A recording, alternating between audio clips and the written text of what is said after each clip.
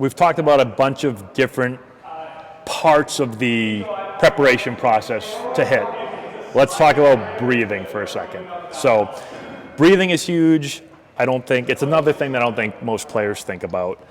And players start to get out of control when something bad happens, and they don't know how to slow everything down. So let's say you're hitting. There's one strike on you. You get a pitch that you know is a ball.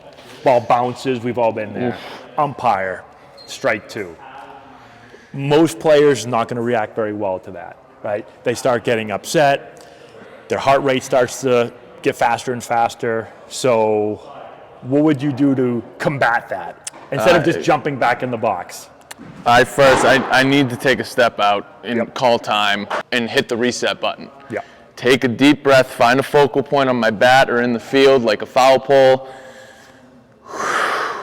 and then just turn back around, and then I'm locked back in. Right. Same thing if like doing your batting gloves. Like you just got to find something that's going to turn the mind off to then turn it back on, because you're so angry. All you're going to do, you're going to jump, you're going to swing at stuff you don't want. Right. You're just going to you just need to go get it, and you can't. It needs to be controlled aggression. You're just being angry. So I see the same thing.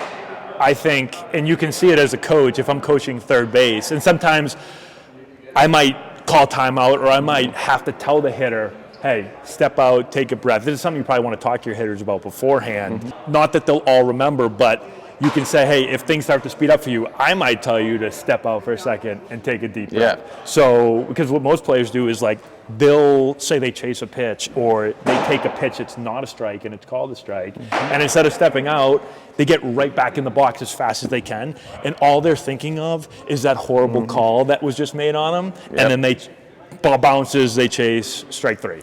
See, and I don't even have a problem always with you getting right back in the box, but still just take the breath, or like find the focal point. Like you can rush back in, but like look at the foul pole. Just still find a way to just decompress in the moment. Yeah, you don't have to take 10 minutes to walk all over the place. But I think a deep breath, like again, in through my nose, let it out slow. Like if I breathe slow, I can feel myself calm down. Mm-hmm.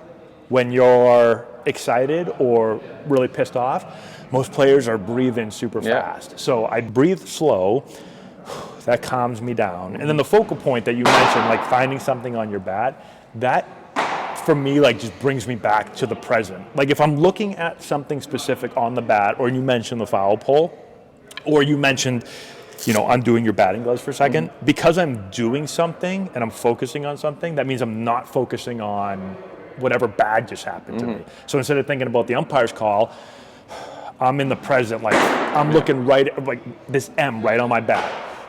Deep breath, okay, now I step back in, and now I feel much more calm than if I were to just jump back in and I'm thinking about that horrible call, because it usually only leads to more bad things happening. It just snowballs.